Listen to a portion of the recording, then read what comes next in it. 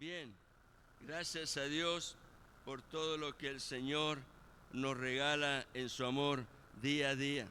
Y hoy tenemos la oportunidad de disfrutar este tiempo como iglesia, participando juntos de la comunión en el Espíritu y experimentando esa unidad que proviene del mismo Dios. Quiero invitarle a que me acompañen a esta predicación que voy a estar dando en esta mañana. El título de esta predicación es Mirad cómo oís. Una frase paralela podría ser también mirad con atención para que nadie os engañe. Una cosa lleva a la otra. La falta de atención o de interés en aquello que verdaderamente es importante porque así Dios lo ha señalado. Esa falta de atención nos convierte en blancos fáciles de las armas del engaño. ¿Por qué? Porque no tenemos fuerzas para levantar el escudo de la fe cuando esas manifestaciones de las tinieblas empiezan a obrar de muchas maneras. Y al no levantar el escudo de la fe, no podemos apagar los dardos de fuego del maligno. La herramienta más poderosa para evitar el engaño es oír la palabra del Evangelio, testimonio de la vida, la obra y la autoridad que proviene del mismo Dios revelada en la persona de Jesucristo. Esta palabra del Evangelio constituye en sí misma la sana doctrina que ya fue revelada en toda su plenitud y tiene como centro la palabra de la cruz. Desde Génesis capítulo 3 versículo 15, la primera profecía mesiánica anunciando aquel acontecimiento que miles de años después tendría su realización en la cruz, en el Calvario que fue levantado allí en ese monte. Esa palabra constituye la revelación de aquello que en el plan de Dios tenía un desarrollo completo. Y esa palabra fue la que definió el rumbo de todo lo que Dios luego trajo a continuación, desde Génesis 3:15 en adelante, de tal manera que desde ese momento, Génesis 3:15, toda la revelación ha fluido en torno a la persona y la obra de Cristo en la cruz. Es como un gran abanico que se va abriendo, expandiendo su luz, trayendo una mayor comprensión de la revelación que está siendo manifestada a través de la persona y la obra de Cristo. Las ordenanzas dadas por Jesús a la iglesia son dos. Las ordenanzas dadas por Jesús a la iglesia son dos. Una es el bautismo. El día miércoles fuimos testigos acá en la iglesia de un grupo de jóvenes, adolescentes y adultos que dieron ese paso de fe en obediencia, honrando sobre todas las cosas al Señor, de quien estaban dando testimonio a través de su propia experiencia. Pero junto con el bautismo, la otra ordenanza que Dios estableció para su iglesia. Es la Santa Cena, la cual hoy vamos a estar participando a través de la mesa del Señor. Pero ambas ordenanzas, el bautismo y la Santa Cena o la Cena del Señor, tienen por enseñanza central la persona y la obra de Jesús en la cruz. Por eso quiero llevarles ahora, a fin de que podamos ir a la profundidad de lo que representa el título de este mensaje. Mirad cómo oís, a la lectura que se encuentra en el Evangelio de Lucas, capítulo 8. Por favor, acompáñenme allí.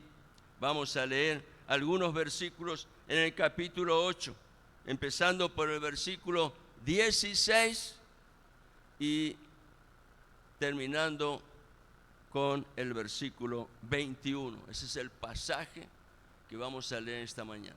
Evangelio de Lucas, capítulo 8, versículo 16. Allí empezamos la lectura y leemos la palabra en el nombre del Padre, del Hijo y del Espíritu Santo. Dice así: nadie que enciende una luz la cubre con una vasija, ni la pone debajo de la cama, sino que la pone en un candelero. Otra versión dice en un lugar alto, para que los que entran vean la luz. Y entonces dice el Señor: porque nada hay oculto que no haya de ser manifestado, ni escondido, que no haya de ser conocido y de salir a luz. Versículo 18: mirad pues cómo oís, porque a todo el que tiene se le dará, y a todo el que no tiene, aún lo que piensa tener se le quitará. Y entonces ocurre en medio de esa prédica de Jesús la introducción de una escena que seguramente sorprendió a muchos, no a Jesús, porque él tenía pleno conocimiento siendo Dios mismo. Y dice el versículo 19: entonces su madre y sus hermanos. Jesús tenía hermanos.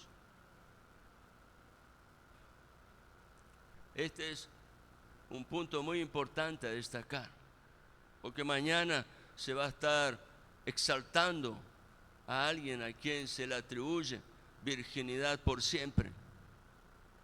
Y es algo que está totalmente fuera de lo que Dios ha revelado en su palabra. Jesús tenía una madre que lo concibió en su vientre por la obra del Espíritu Santo. No intervino el varón.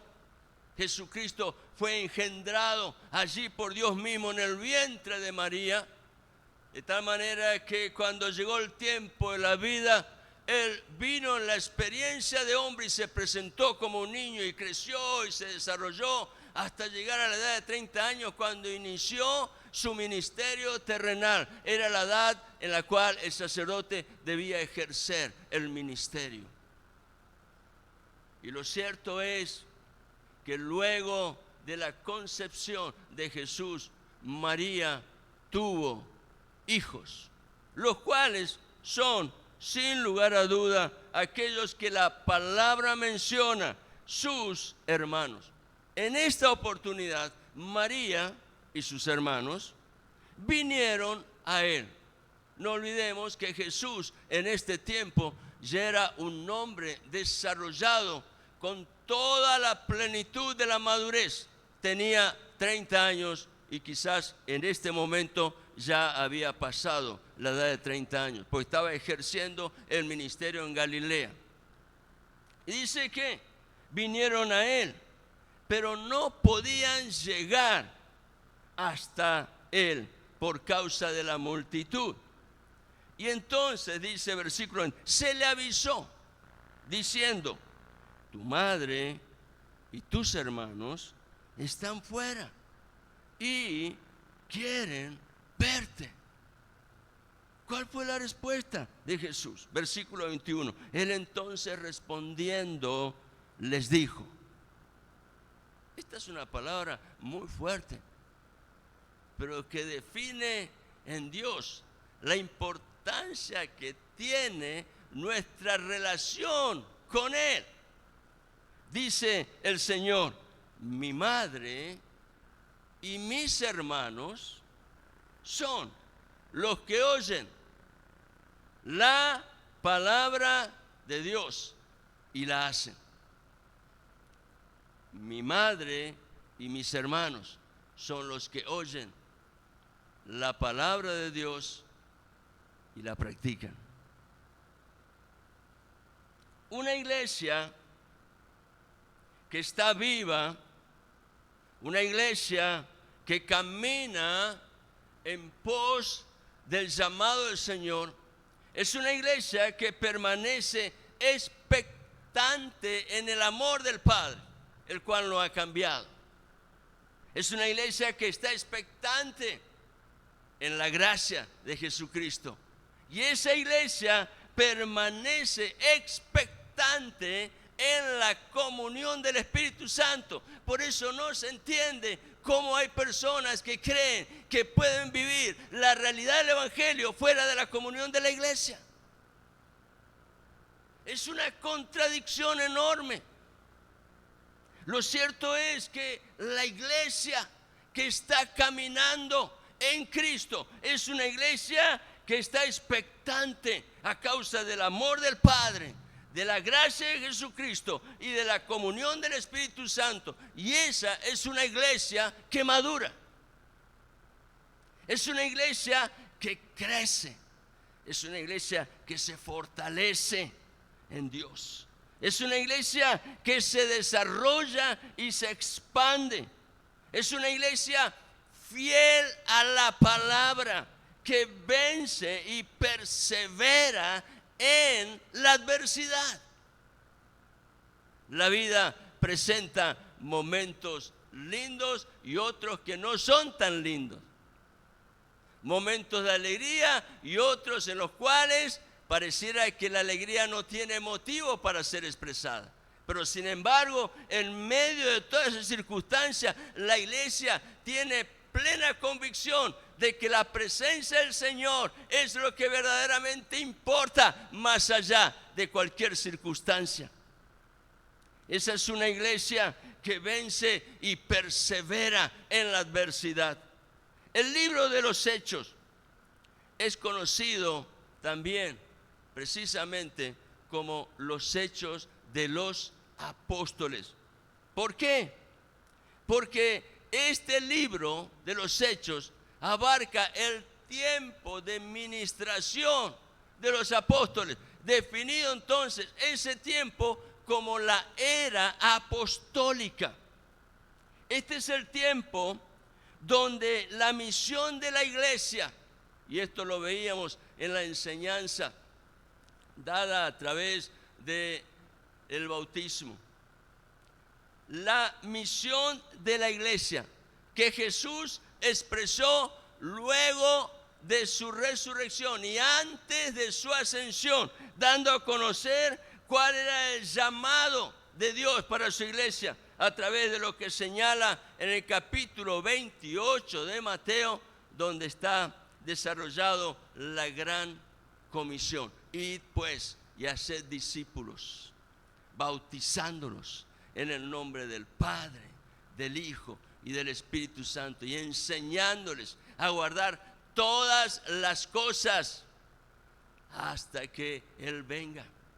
Y el Señor declara una promesa: y he aquí que yo estoy con vosotros todos los días hasta el cumplimiento del propósito eterno de Dios.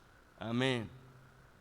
Este es el tiempo donde la iglesia desarrolla su misión. Pero en aquel momento, con la iglesia primitiva, la misión fue llevada a cumplimiento bajo el liderazgo de los apóstoles. Por eso que el libro de los Hechos es conocido como el Hechos de los Apóstoles. Pero en realidad, aunque ellos estaban bajo el liderazgo de los apóstoles, aquella iglesia no hubiera tenido el alcance, el progreso, el crecimiento y el desarrollo que logró sin la gracia que recibió mediante la promesa del Espíritu Santo, que tuvo su cumplimiento el día de Pentecostés, cuando descendió de una manera gloriosa para morar en la iglesia. Por eso mismo, el libro de los Hechos se podría denominar con justa razón como los Hechos del Espíritu Santo. Aquella iglesia, bajo el liderazgo del Espíritu Santo, se hizo diestra. ¿Diestra en qué? En escuchar la voz de Dios, porque tenían la guía fiel del Espíritu de Dios en toda la verdad. Por lo tanto, era una iglesia adiestrada en escuchar la voz de Dios. Por supuesto, en ese proceso muchas veces ellos erraron y tuvieron que ser corregidos. Pero mediante la corrección eran instruidos. ¿Para qué? Para avanzar y glorificar a Cristo. Un ejemplo potente de esto es el testimonio del apóstol Pablo en su segundo viaje misionero. El apóstol Pablo sale de la iglesia madre que los envió y empieza a recorrer el camino, ya no por mar, sino por tierra, avanzando hacia los lugares que en su primer viaje había visitado, a fin de confirmar a los hermanos en el camino de la fe. Y en ese proceso, Pablo, habiendo cumplido con el diseño que Dios le había entregado, decide avanzar y extender el dominio del evangelio a nuevos lugares, y llegando al extremo del Asia Menor, lo que hoy es Turquía. De pronto Pablo dice: voy a ir acá, y el Espíritu Santo le dice no. Voy a ir acá, el Espíritu Santo le dice no.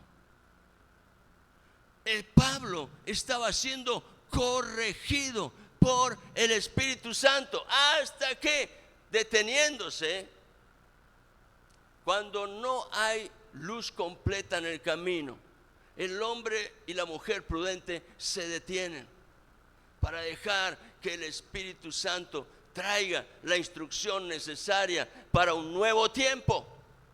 Y entonces, cuando Pablo se detiene, algo ocurre de parte del cielo. Pablo recibe una visión, y en la visión él entiende que había un varón del otro lado del mar donde ellos estaban, que estaba diciendo: por favor, pasa y tráenos el mensaje que tú tienes.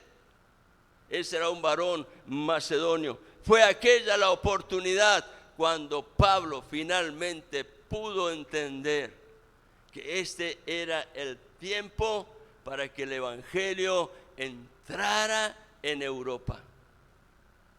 Y empieza entonces Pablo a ministrar la palabra en las regiones que estaban al norte de Grecia, y luego se introduce directamente a la parte de Grecia. La iglesia de todos los tiempos, en todas las generaciones, es llamada a militar en el poder del Espíritu Santo. La iglesia que milita en el poder del Espíritu Santo es una iglesia con expectativas.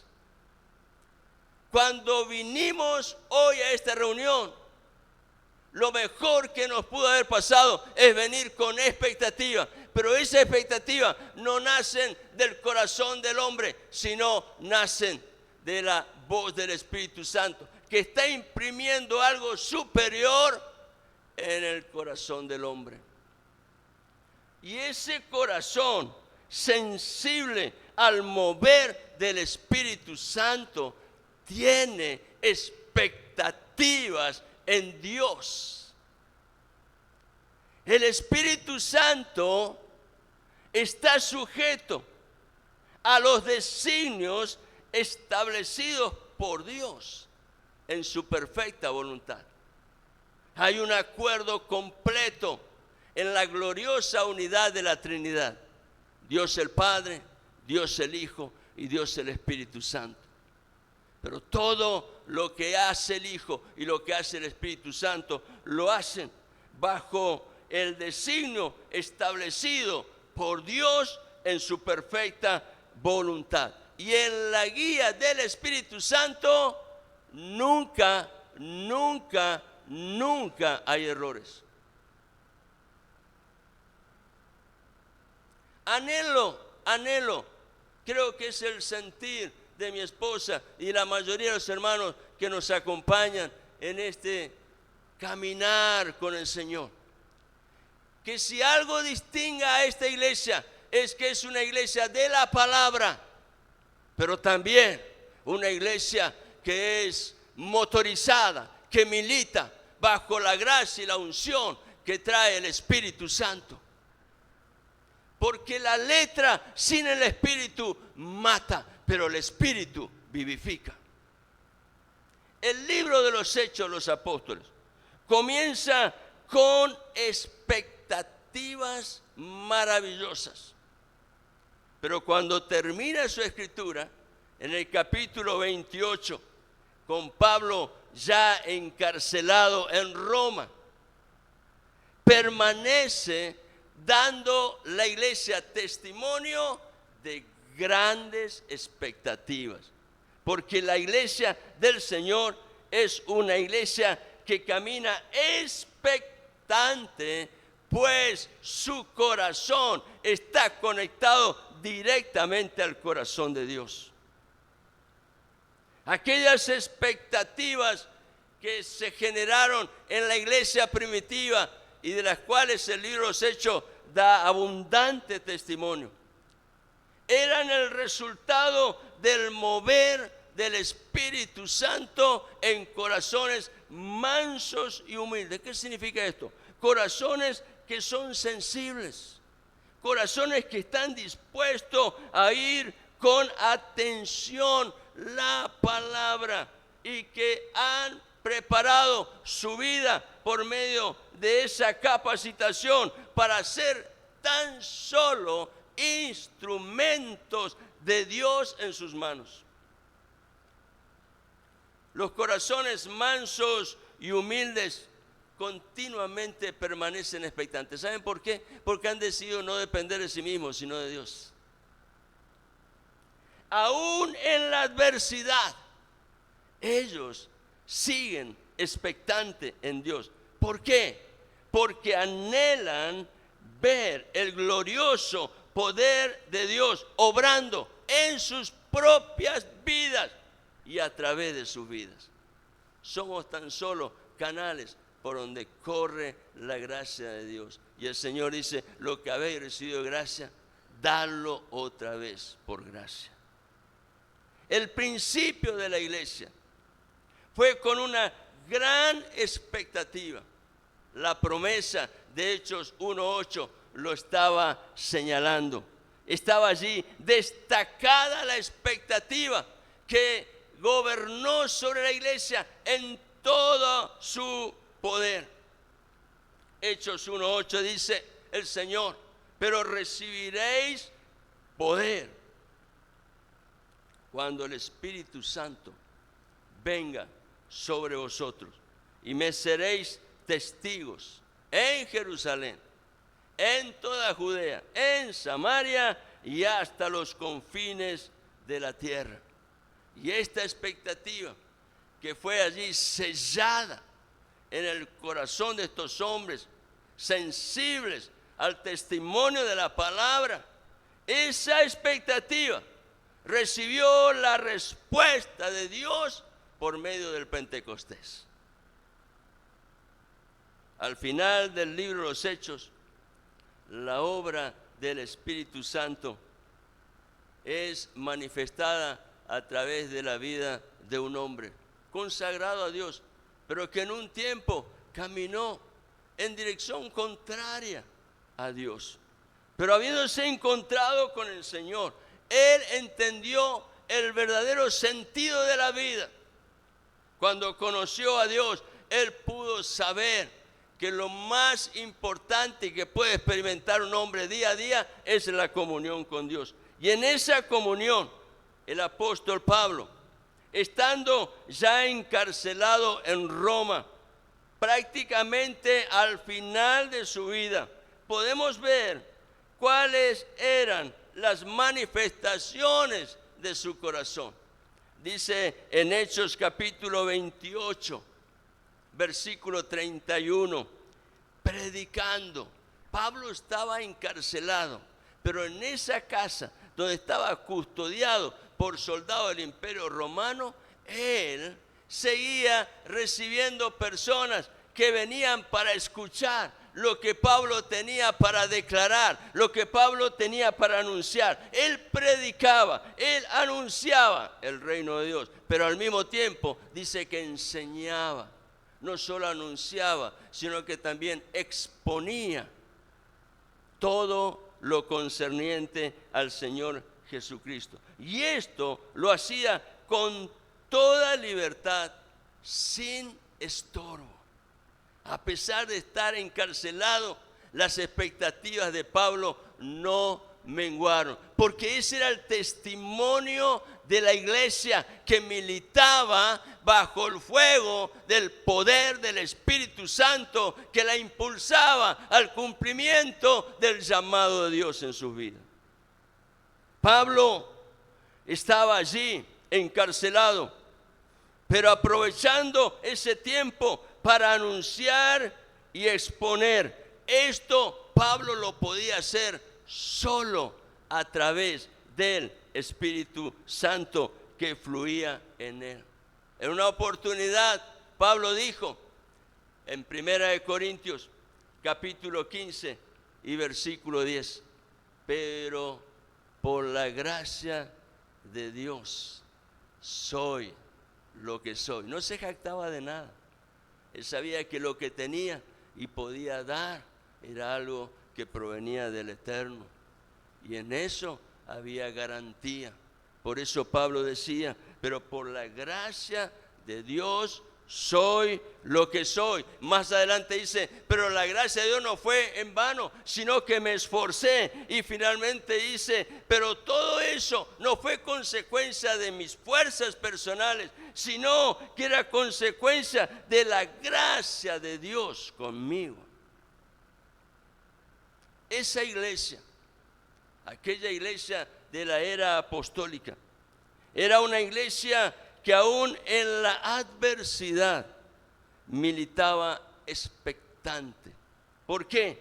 Porque sus oídos estaban continuamente abiertos al testimonio de la verdad. Y su vida espiritual permaneció sensible al mover del Espíritu Santo. Podemos decir en esta mañana una razón fundamental para que tengamos atención en todo lo que Dios está manifestando mediante su revelación, que la iglesia que milita en el poder del Espíritu Santo es una iglesia que permanece expectante en la palabra. Ella sabe que los tiempos de Dios son precisos y que las ministraciones del Espíritu Santo son en la ocasión en la cual Dios ha señalado un propósito claramente identificado en el plan de Dios. La iglesia militante en los distintos tiempos de la era cristiana, desde aquel momento hasta estos días, siempre es señalada por el mismo Señor Jesucristo a través de lo que declara Mateo capítulo 5, versículos 13 y 14, que ella es la sal y la luz de la tierra. La iglesia militante, bajo el poder del Espíritu Santo, expectante en la palabra, es una iglesia que Cristo la define como la sal y la luz de la tierra. Pero el mismo Señor Jesucristo advirtió en su palabra que si la sal pierde su sabor, no sirve para nada. Imaginemos una mujer ocupada en las labores cotidianas de la casa y desarrollando un momento tan importante como es la preparación de una comida, y empieza a probar la sal y descubre que no transmite nada. ¿Para qué sirve? No tiene sentido, porque simplemente el frasco diga sal, colocarlo dentro de la olla. Es importante que la sal cumpla su función. Si la sal pierde su sabor, dijo el Señor Jesucristo, no sirve para nada. De la misma manera, como hemos leído hace un momento en el Evangelio de Lucas, la luz no debe esconderse, sino que estando encendida, debe estar colocada en un lugar alto. ¿Para qué? Para que pueda beneficiar a todos. De la misma manera, la palabra declara en el libro de Primera de Timoteo, el capítulo 3 y el versículo 15, que es un consejo de un padre al hijo en la fe. Y dice así: para que si tardo sepas cómo debes conducirte en la casa de Dios, que es la iglesia del Dios viviente, columna y baluarte de la verdad. El consejo de Pablo a Timoteo, como de un padre a un hijo en la fe, es un consejo que está vigente para la iglesia hoy.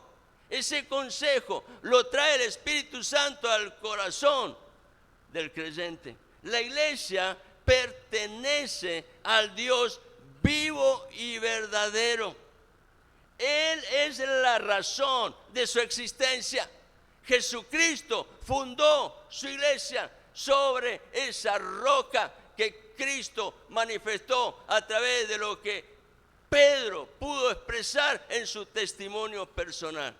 Cuando Cristo preguntaba: ¿quién dicen ustedes que es el Hijo del Hombre? Y Pedro se atrevió a tomar la iniciativa y dijo: tú eres el Cristo, el Hijo del Dios viviente. Y Jesucristo responde: bien has dicho, Pedro, porque no te lo reveló carne ni sangre, sino mi Padre que está en los cielos. Y sobre esta roca, la declaración de quién es Cristo, voy a fundar mi iglesia. Aleluya. La iglesia pertenece al Dios vivo y verdadero. Esa iglesia es llamada a dar testimonio de la verdad. Eso es posible cuando la verdad y el nombre de Cristo, el cual es la verdad por excelencia, son levantados por la iglesia en su diario andar como bandera de justicia y pendón de salvación, y sus propias vidas son el testimonio de algo que de parte del Señor ha declarado bendición, paz y victoria mediante el poder de la palabra del Evangelio. Hechos 1:8: recibiréis poder cuando haya venido el Espíritu Santo. Es la apertura a la era de la iglesia, la cual es llamada a militar, como bien lo declara la promesa dada a cumplimiento en Pentecostés, en el poder del Espíritu Santo. La era de la iglesia es el resultado de la presencia del Hijo de Dios en su primera venida. Él vino en cumplimiento de la palabra que los profetas del Antiguo Testamento habían anunciado: la llegada del Mesías, el ungido de Dios, el Hijo de Dios, fue enviado por el Padre a fin de rescatar al género humano, a ti y a mí, y a todo aquel que quiera recibir la palabra, de la condenación y ofrecerle salvación y vida eterna. La declaración de Hechos 1:8 es tremendamente importante.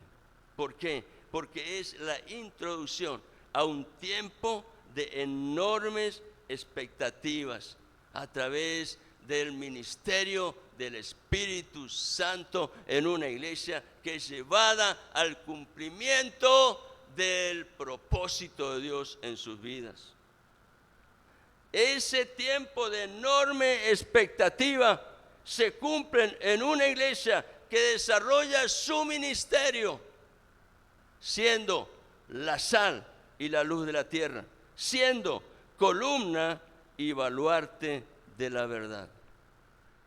Muchas de esas expectativas fueron cumplidas a través de la iglesia primitiva, la cual fue llamada a testificar aún en medio de persecuciones, teniendo en sí misma el testimonio del fuego del Espíritu Santo que la avivaba a pesar de la oposición que se levantaba en contra de ella.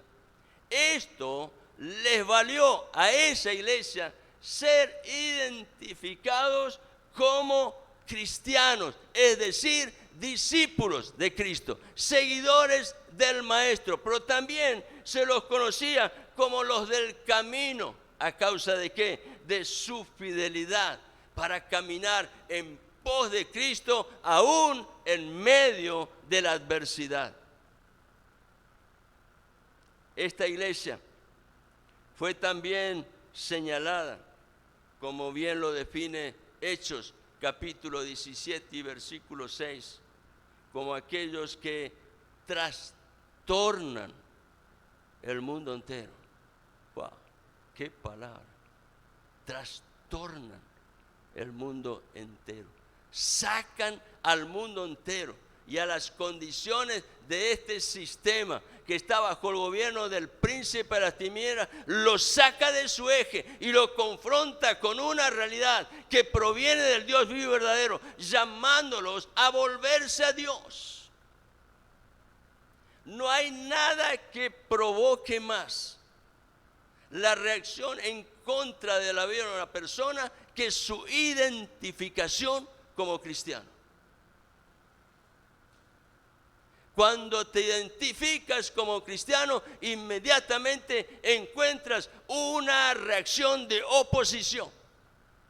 El punto es que la iglesia, siendo luz y sal de la tierra y columna y baluarte, la verdad, no tiene otra opción, necesita identificarse.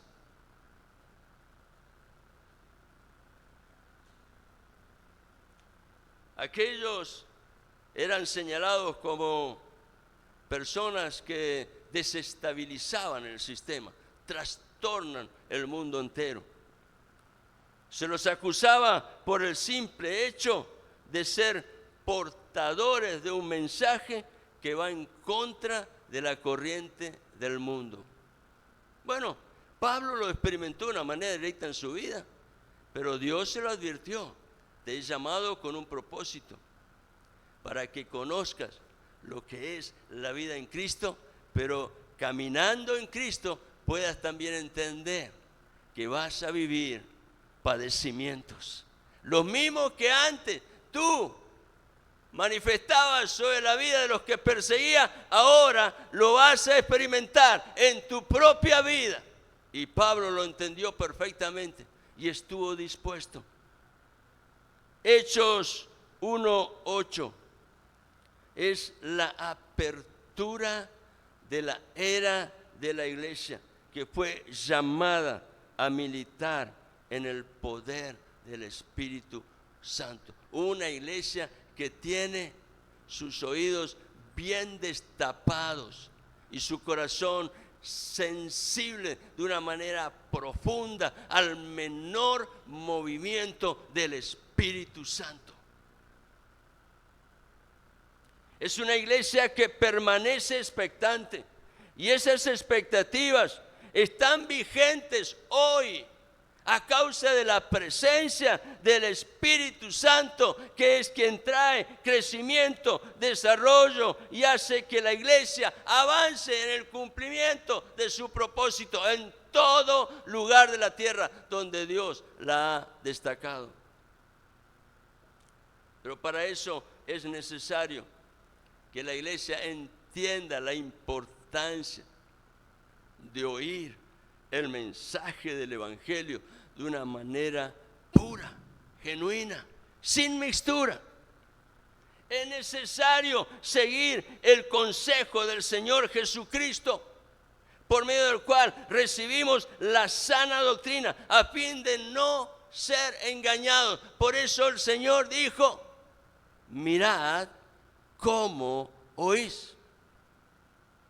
Las expectativas van a ir en crecimiento.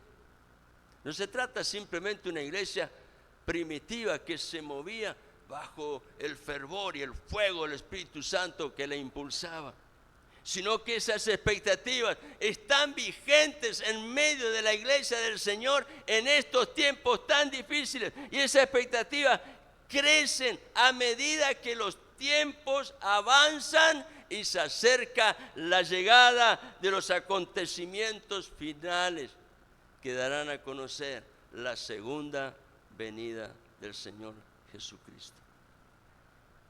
Todo va rumbo a esa dirección, al tiempo en el cual Jesucristo volverá otra vez. Y Él viene con un objetivo prioritario: levantar su iglesia, llevarla a la presencia del Dios vivo. Hebreos capítulo 10, versículo 37, nos llama a ocupar tiempo de nuestra vida para oír y meditar en esta verdad. ¿Qué dice Hebreos 10:37? Porque aún un poquito, y el que ha de venir, vendrá, y no tardará. Segunda de Pedro, capítulo 3, versículo 14, dice: por lo cual, oh amados, estando en espera de estas cosas, expectativa, procura con diligencia ser hallados por Él, sin mancha e irreprensibles, en paz. ¿Cuál es la mejor manera de ser hallados por Cristo sin mancha e irreprensibles? Es una buena pregunta. La respuesta es esta: mirad cómo oís. Es necesario ser diligentes en oír con atención. Y no se trata de lo que dice un predicador, se trata de lo que dice Dios en su palabra. Hermano, es muy corta tu expectativa si nutres tu vida espiritual de este escaso tiempo que tenemos como iglesia, congregados para alabar y exaltar el nombre del Señor y dar testimonio de la unidad que Dios forja por medio del vínculo del Espíritu Santo. Es necesario que cada día nos esforcemos, que establezcamos un programa en nuestra vida en donde hay un tiempo señalado ese día, donde vamos en la búsqueda de aquello que de parte de Dios es el testimonio fiel que trae firmeza y hace que nuestro corazón crezca en fe. Necesitamos ser diligentes en oír con atención, y para eso nada mejor que entender el consejo que da Santiago. ¿Saben que Santiago, el que escribe la carta a Santiago, era uno de los hermanos del Señor? El que escribe la carta de Judas era otro de los hermanos del Señor. Ahora, es interesante que Santiago, siendo hermano del Señor, nunca destaca su filiación como un hecho relevante, sino que se consideraban a sí mismos como siervos del Señor. Y este Santiago señala algo que es muy importante y de lo cual muchas veces no estamos conscientes. Y es que la amistad con el mundo no conviene. La amistad con el mundo es enemistad con Dios. La amistad con el mundo es un estorbo para oír a Dios. Querido hermano, quiero decirte esto.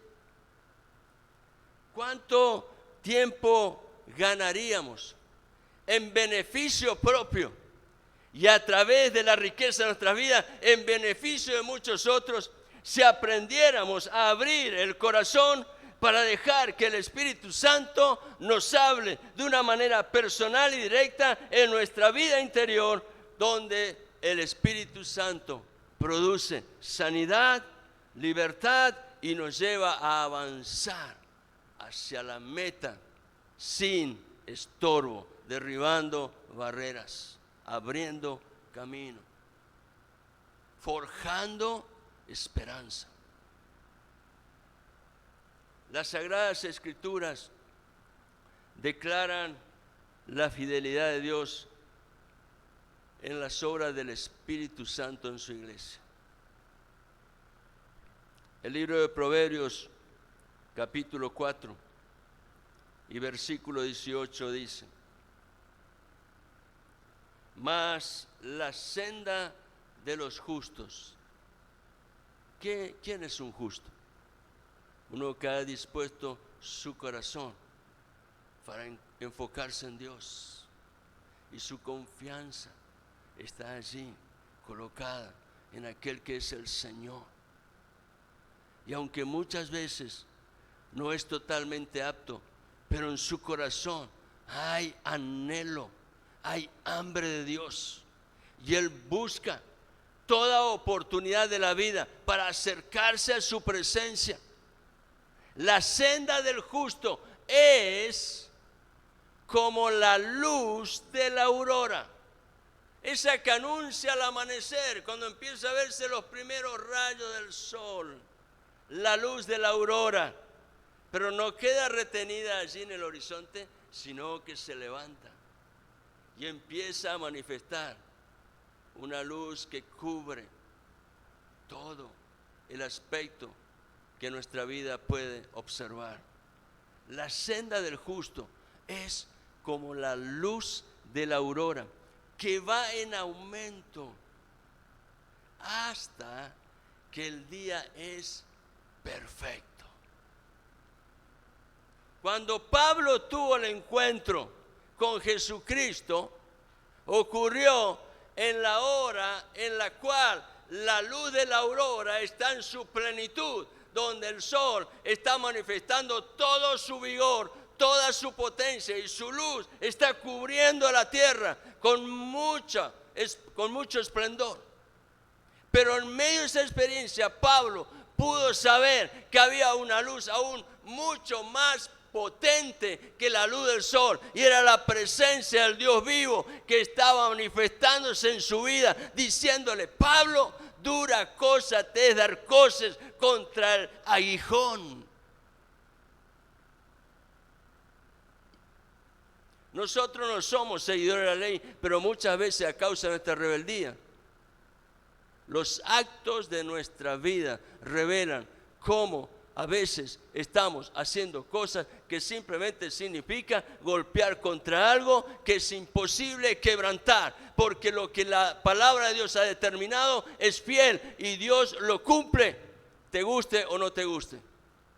Me guste o no me guste, Dios va a desarrollar el testimonio de su palabra fielmente, de principio a fin, sin que falte nada, ni una coma, ni una tilde. Todo se cumplirá exactamente.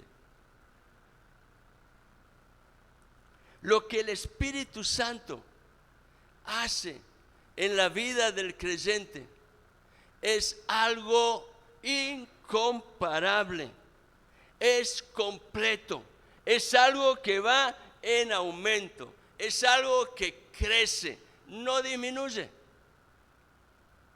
Por eso es tan importante prestar atención si nuestra vida espiritual sigue en crecimiento o nos hemos estancado, y a veces inclusive hemos retrocedido.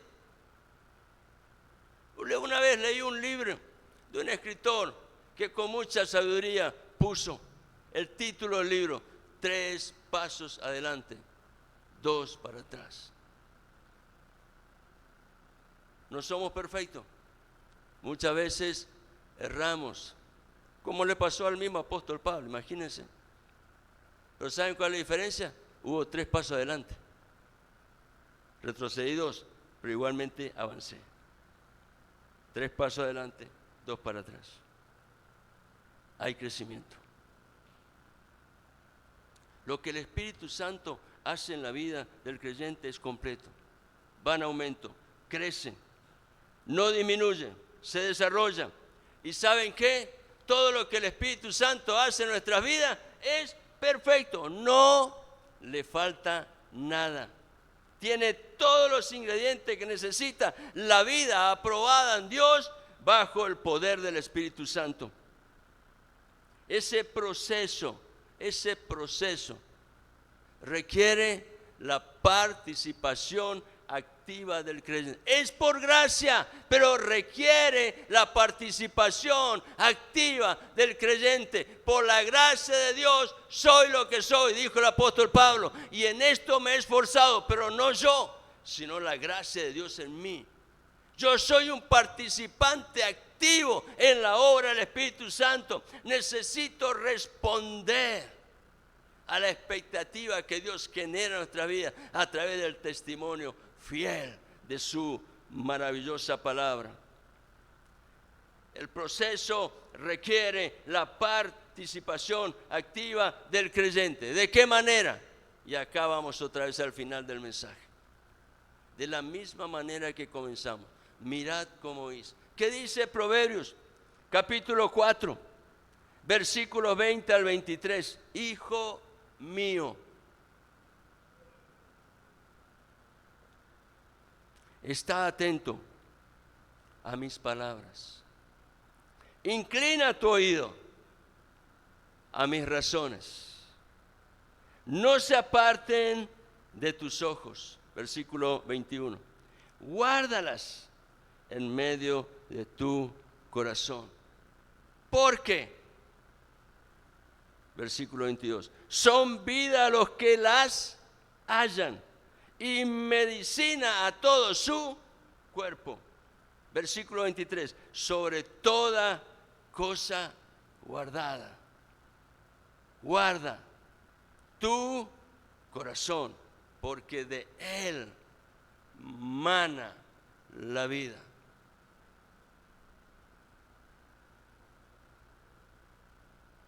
El corazón no es precisamente ese órgano físico que bombea sangre. Habla de la vida interior del hombre expresada en sus pensamientos, en sus sentimientos y en su voluntad. Yo necesito, si en verdad estoy interesado en oír, necesito aplicar los principios de Dios para que mi vida sea ordenada en el plan y propósito de Dios. Necesito, repito otra vez, aplicar los principios de Dios para que mi vida sea ordenada conforme al plan y propósito de Dios para mí. En este pasaje que hemos leído hay varios principios. Uno de ellos es presta atención. No escuche ligeramente. Pasa tiempo con Dios. Dedícate a meditar en la palabra. Como explicaba el pastor Pope, haz como la vaca que rumea, mastica, prueba el sabor del pasto y parece que lo va a tragar, pero lo trae de nuevo y sigue masticando y probando, descubriendo el sabor, el valor que tiene ese alimento tan poderoso que en la vida espiritual es la palabra de Dios. Presta atención y conocerás que definitivamente lo que Dios habló es palabra de Dios, escrita por hombres, sí, pero es palabra de Dios, porque tiene la inspiración del Espíritu Santo. ¿Por qué lo dice usted, pastor? Porque yo creo lo que Dios dice en su palabra. ¿Y sabes una cosa? A todos nos conviene creer. Es la mejor decisión que podemos tomar. Ahora, ¿cómo puedo creer? Recibe la palabra. Recibe la palabra. Búscala con interés. ¿Saben por qué muchas veces no nos ocupamos en la palabra? Porque no tenemos hambre. Dicen que el que tiene hambre de verdad, le duele. El hambre verdadero duele. Y si no te duele perder contacto con Dios porque no tienes interés en la palabra, entonces nunca vas a tener la decisión que necesitas tomar. Por eso muchas veces Dios nos deja que sigamos la decisión en nuestro propio corazón. Dios no es un atrevido, Él respeta el libre albedrío del hombre, pero hay un momento en el cual Dios va a decir: un momentito, ¿hacia dónde querés seguir yendo? ¿Hacia un camino sin propósito, sin futuro, sin destino?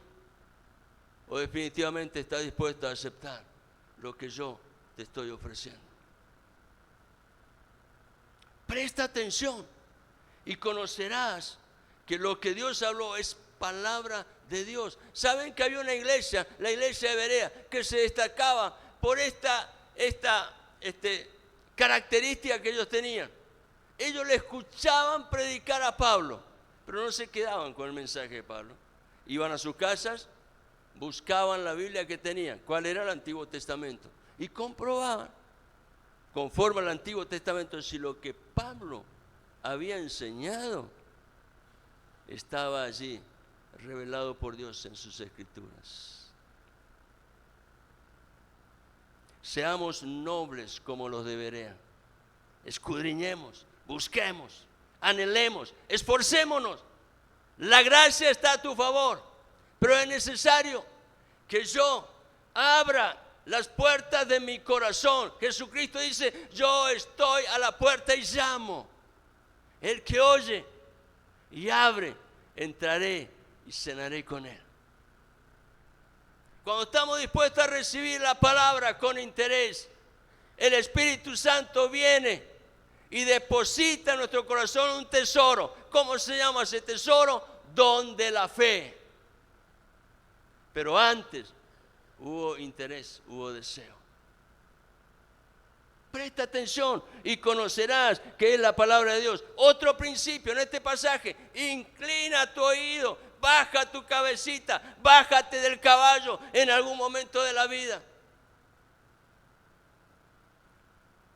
Muchas veces pasamos todo el tiempo de nuestra vida haciendo gala de nuestros logros personales, de nuestros títulos, de nuestras conquistas. Pero Dios dice: inclina tu oído, bájate del caballo por un momento, deja ir la soberbia, recibe el consejo de Dios y conocerás que las razones que Dios da te hacen y me hacen bien. Otro principio: guarda la palabra. ¿Para qué? Para permanecer enfocado y realizar buenas decisiones. Termino con esto. En una vida desordenada no hay lugar para los principios de Dios. ¿Por qué?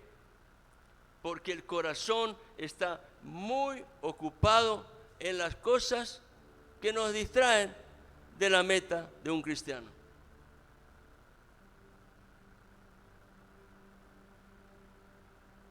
Acá hay una persona, no la voy a nombrar para que él no se sienta mal, pero él me daba testimonio ayer de lo que está viviendo en su trabajo. Se introdujo una persona en ese ambiente laboral y esa persona está ejerciendo una influencia espiritual muy fuerte en el jefe que él tiene en el trabajo, al punto tal que lo está llevando a esa persona a someterse bajo sus propios designios. Una persona que trabaja con armas del ocultismo. Y un día quiso ponerle la mano a este hermano que está hoy aquí. Él está escuchando y sabe lo que estoy diciendo. Y él le dijo, no. El jefe le reprochó, ¿por qué no te dejaste ministrar por él? Y lo voy a parafrasear, lo voy a decir en forma rápida y resumida, porque no necesito. Muchas veces, por contemporizar con el mundo, aceptamos cosas que están totalmente fuera del ámbito de lo que Dios ha señalado a través de los principios de la vida que nos deben sostener en el diario caminar. Termino con esto. Guarda tu corazón, porque de él mana la vida. Un corazón desordenado toma decisiones apresuradas. Cuidado con esto, porque las decisiones apresuradas al final no traen buen resultado. Si ordenamos nuestra vida conforme a los principios de Dios en su palabra, habremos entendido la manera correcta de oír y estaremos siendo testigos de hechos que nos van a sorprender, hechos que solo ocurren bajo el dominio, la potestad y el poder de Dios. Por lo tanto, querido hermano Sergio, mirad cómo oís. Le invito a estar en pie. Padre Celestial, gracias te damos por esta oportunidad tan maravillosa que tú nos has regalado, de poder compartir algo tan maravilloso, tan glorioso como es el testimonio de tu perfecta voluntad revelado a través de tu santa palabra. Hoy, Señor, vamos ante tu presencia, inclinando no solo nuestro oído, sino todo nuestro ser, reconociéndonos, Señor, delante de ti y recibiendo el testimonio de tu Espíritu que nos llama a abrazar con todo nuestro corazón la verdad, la cual ha sido expresada en todo su poder y autoridad en la vida misma de Jesucristo y en el testimonio fiel del Evangelio y la sana doctrina. Gracias te damos, Dios, por tu bendita palabra. Hoy, Señor, tú nos estás haciendo conocer y entender cuán grato es poder estar juntos disfrutando de esta comunión en la unidad del Espíritu. Recibiendo, Señor, algo tan maravilloso que el mundo no conoce e ignora, pero que como hijos hemos recibido porque tú lo has revelado. Gracias te damos, Dios, porque tú estás forjando esa unidad en el Espíritu a fin de que sigamos creciendo a la medida de la estatura, de la plenitud que hay en Cristo Jesús, Señor nuestro. Y hoy nos llama, Padre, en esa expectativa, a acercarnos con gozo y alegría a la mesa que tú has establecido, a fin de que tu iglesia, en medio de los tiempos, pudiera hacer memoria de la obra perfecta de Jesucristo, el Señor, maravilloso Redentor, Dios que está vivo, aquel que murió y resucitó, también ascendió y está a tu derecha, Padre. Alabamos y exaltamos tu nombre y te damos gracias, Padre, por la decisión de aquellos hermanos, jóvenes, adolescentes, adultos que han tomado, Padre, con valor y fe la decisión de ir a las aguas del bautismo, porque ese evento es también un nuevo motivo que nos identifica en el cuerpo de Cristo y manifiesta la unidad que tú, Señor, estás forjando en nuestros corazones por medio del testimonio vivo de tu palabra y la obra poderosa de tu Espíritu Santo. Aleluya. Aleluya. Prepara, Señor, nuestros corazones para acercarnos a tu mesa y hacerlo, Señor, con un corazón humilde, deseoso de ti, expectante en ti, porque tu palabra dice que cada vez que nos venimos a la mesa del Señor y hacemos memoria de tu sacrificio, hoy, Señor, también podemos anunciar que el Cristo vivo es el que viene otra vez a buscar a su iglesia. Aleluya.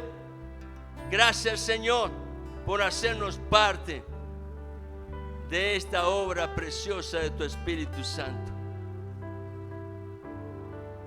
Glorifícate, Señor. Aleluya.